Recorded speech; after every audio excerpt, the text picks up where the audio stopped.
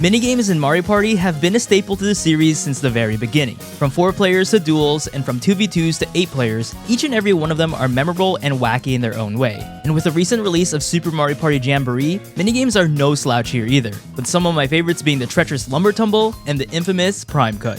While the addition of rhythm and reintroduction of motion minigames are fun, I can't help but talk about the main dish of the program, being Showdown Minigames. Showdown minigames are initiated whenever you try to recruit a Jamboree buddy in the main Mario Party game mode. Each of them are character specific and require to do certain tasks in order to win. But their uniqueness and charm is why I'm here to rank all Showdown minigames from where it's the best. With only 10 in the game, I know it's hard to formulate the right answer, but I still hope you find my opinions intriguing.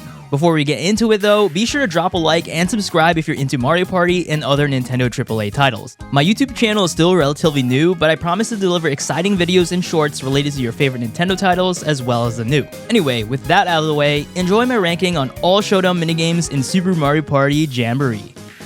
Even though I don't think any of the Showdown minigames are bad, at number 10 I had to put Jr.'s Jauntlet. While this game kinda gives off major Super Mario Galaxy vibes, I found Bowser Jr.'s minigame to be particularly weak. The main goal is to survive a series of waves, which primarily involves avoiding common Mario enemies to earn points. And while it sounds fun dodging bob-ombs, thwomps, and chain chomps, it isn't exactly the most entertaining. I was even more disappointed with how they handled the final round. I mean, is this all you gotta do to win?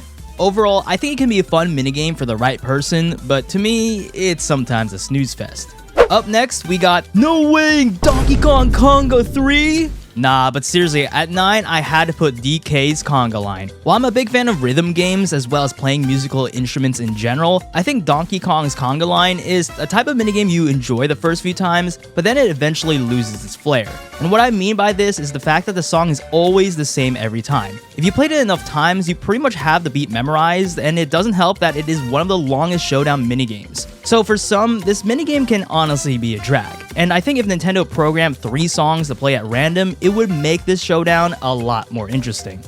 Alright, now this one hurts me a lot. Rosalina's Radical Race has to take the 8th spot, because despite it being a cool theme for Rosalina herself, the gameplay in my opinion is nowhere near the best. It's unfortunate, because if Nintendo didn't force you to use a single Joy-Con, I think this minigame would be higher on this list. The controls are way too jank, and other than it having some obstacles in the beginning of the race, it's overall too front-running heavy. I think if Nintendo added something to spice things up, like a few items or groove zones, similar to the Mario and Sonic Olympic Winter Games, where you get like those speed boosts from following your opponents, then it would be a lot more engaging and suspenseful. Okay, so Peach's Day Off is a pretty weird one. I put her Showdown minigame 7th because even though this minigame should be fun on paper, it ended up being a pretty mid experience for me. I'll definitely give it an A for theming, because, it makes sense for Peach to hold 3 fulfilling tasks for the contestants to compete in, but honestly, the tasks themselves, it's alright. Funny enough, I found the first stage to be the most fun, where you carefully navigate the presents while avoiding bitty bugs. But the second stage is a double-edged sword, where it's pretty much RNG to not try to take the same tray of donuts. And sometimes, it can be really painful if you all pick the same one. The last stage can also be RNG, because even though you can pick up like the certain gems Peach wants you to get, you can get really unlucky where they're placed. But yeah, overall the experience is, well, subpar. Some of you might hate me for this, but at number 6, we got Waluigi's Pinball Arcade. Let me just start off by saying that the beginning cutscene is absolute peak, and I love the arcade machine vibes. Like, I can totally see Waluigi owning a business like this one day, but honestly, I think this Showdown minigame's biggest strength is just its theme overall. And of course, the biased reference to Waluigi's Pinball in Mario Kart. At the end of the day, you're really just playing a pinball machine for 3 minutes, which honestly can be super fun, but also can be very repetitive. Don't get me wrong, like, I love how you can get items to enhance your gameplay after you light up all those spots that spell out Waluigi, but yeah, the whole gameplay at its core is just simply too generic. At 5, we introduced Daisy's Field Day, a pretty fitting theme for a more tomboyish princess. While the pier-like surroundings look pretty generic, I found myself gravitating towards this minigame more than most. Unlike the Waluigi one, this game is a lot more stimulating despite the main objective just collecting all the most medals at the end of the game. And I guess you can thank the gameplay here because I absolutely love games where you just have to platform across different obstacles at a certain time limit. Not to mention, you don't know when Daisy will drop a red medal that's worth 3 points, which adds to the overall suspense of the game. It's also not something so spoon-fed because you can easily mess up your opponents or even fall off. So yeah, overall, a fine Showdown minigame at the end of the day. Coming in at number 4, we got Wario's Buzzer Beater, where all 4 players are tasked with answering a series of 10 bite-sized questions. First off, I'm happy to see that they combine elements from different Wario games for this showdown. The scenery is pretty much reminiscent to the Wario Land games, and the bite-sized questions ordeal definitely takes inspiration from the WarioWare games, where you gotta, complete micro games in a matter of seconds. Other than theming, the game is particularly unique since it requires brain power. You'll be asked to pick which part of the maze is where the exit is, determine where Wario will stand after a dice roll, and even determine which track has the most fuzzies. It's definitely a standout game, but I can understand how it can be rigged with the double point system. I feel like you could just easily come back from clutching this even if you're just so bad.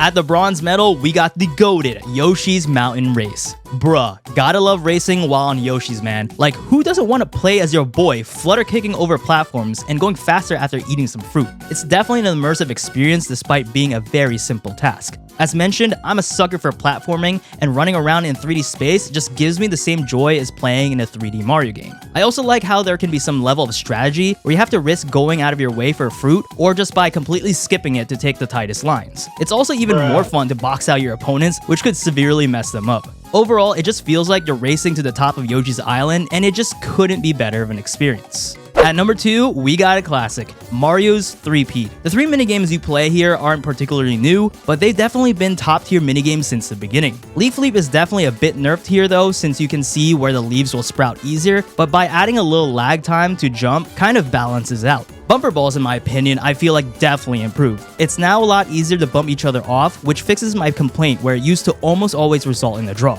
And lastly, Shy Guy Says, while not being my favorite, is super suspenseful, and you don't have the Lakitu on top to help you anymore with a time limit. But yeah, solid minigames all around, love the continuity, and it's just simply an engaging showdown minigame.